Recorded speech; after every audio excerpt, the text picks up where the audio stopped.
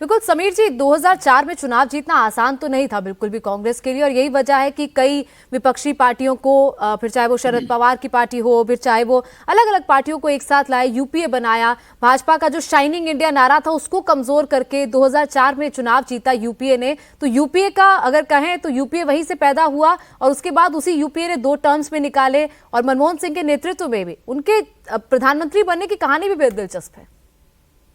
और बिल्कुल इसमें कोई दो राय नहीं कि उनके प्रधानमंत्री बनने की कहानी बहुत दिलचस्प है, लेकिन ये भी है कि उनके पीछे सोनिया गांधी का हाथ था। और कई बार ऐसा होता था कि कई शरद पवार को किसी बात से शिकायत रहती थी, या किसी बड़े नेता को पी चिदम्बरम किसी बात पे नाराज हो जाते, प्रणब मुखर्जी की अपनी कुछ शिकायतें रहती थी। तो कई बड़े नेताओं की जो शिकायतें रहती थी, बाकी सहयोगी दल, तमाम दल उसके अंदर शामिल थे सरकार के अंदर, तो सबकी शिकायतें कहीं कुछ अगर रहती थी तो उसको सोनिया गांधी बहुत बेहतर तरीके से संभालती थी। अहमद पटेल संभालने के लिए लोग थे, तो संगठन के लोग थे जो मनमोहन सिंह के पीछे मजबूती के साथ खड़े थे। और यही कारण रहा कि मनमोहन सिंह ने एक अच्छा प्रशासन दिया। पहले जो 5 साल का कार्यकाल रहा, ये बात सही है कि जब दूसरा कार्यकाल का शुरू हुआ तो उसके बाद तमाम तरह के भ्रष्टाचार के आरोप सहयोगी दलों के ऊपर लगे। चाहे मनमोहन सिंह उससे बहुत आहत थे और शायद वो चाहते भी थे कि कुछ मंत्री बदले जाए और कुछ को मंत्रिमंडल से बाहर किया जाए, लेकिन गठबंधन की मजबूरी थी कि जिसके कारण चलते वो यह निर्णय नहीं ले पाए। और आखिरी के 2 साल का कार्यकाल मुझे लगता है वो नहीं चाहते होंगे कि उनका जो 2 साल के कार्यकाल में जितने भ्रष्टाचार के आरोप लगे सरकार के ऊपर, उस कार्यकाल के साथ वो अपना राजनीतिक जीवन की ओर आगे बढ़े। तो मुझे लग रहा है कि वो उनके लिए एक दुखद समय रहा होगा आखिरी के 2 साल का। लेकिन पूरा अगर 10 साल देखे तो मनमोहन सिंह ने जितना संभव हुआ एक बेहतर निर्णय लिए, कई नई नई योजनाएं लेकर आए, देश विदेश के अंदर उन्होंने जो यात्राएं की, और आखिरी बार पत्रकार वार्ता की थी उन्होंने, वो खुलकर प्रश्नों के जवाब दिए। सभी पत्रकारों के बहुत डिफिकल्ट प्रश्न भी आए थे, जिसका उन्होंने बहुत सहजता के साथ उस पत्रकार वार्ता में जवाब दिया था।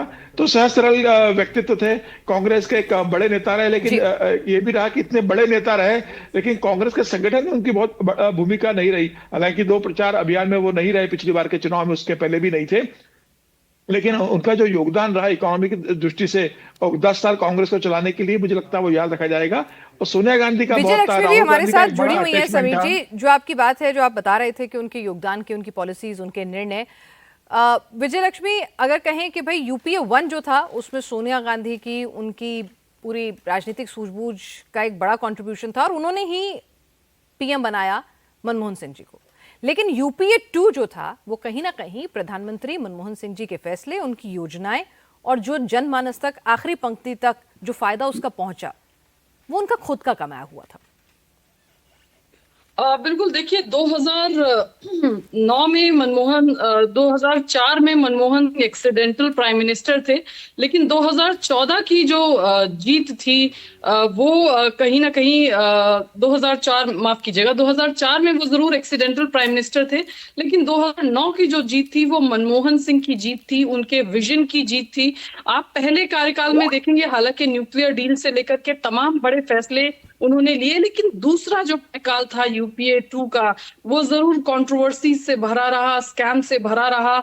उसमें कई बार ऐसा भी हुआ कि डॉक्टर मनमोहन सिंह के जो कैबिनेट कलीग थे उनके ऊपर तमाम तरह के सवाल जो हैं वो खड़े हुए, और डॉक्टर मनमोहन सिंह पर आरोप लगे कि उन्होंने सब कुछ मौन रहकर देखा। तो जो यूपीए 2 था उसमें मनमोहन सिंह जो है, जितने सशक्त तौर पर उनका यूपीए 1 का कार्यकाल रहा, यूपीए 2 जो है वो कहीं ना कहीं उतना उनका जो व्यक्तित्व था वो उभर कर निखर कर उतना उसमें नहीं दिखा। हालांकि बड़े सारे इंपॉर्टेंट फैसले यूपीए 2 में भी हुए, राइट टू फूड से लेकर के राइट टू एजुकेशन जैसे जो डिसीजन थे, ये तमाम जो है ये यूपीए 2 के दौरान लिए गए। लेकिन कोल स्कैम से लेकर के तमाम जो स्कैम्स हैं वो भी इसी यूपीए 2 में हुए। लेकिन मनमोहन सिंह की जो जो व्यक्तित्व है, एक तो इकोनॉमिक रिफॉर्म्स, जिस तरह से लिबरलाइजेशन की जो रियल आर्किटेक्ट थे, भले ही नरसिम्हा राव देश के प्रधानमंत्री थे, लेकिन उस लिबरलाइजेशन की पॉलिसी को इम्प्लीमेंट करने में, एग्जीक्यूट करने में, और उसके जो रियल आर्किटेक्ट थे वो डॉक्टर मनमोहन सिंह थे।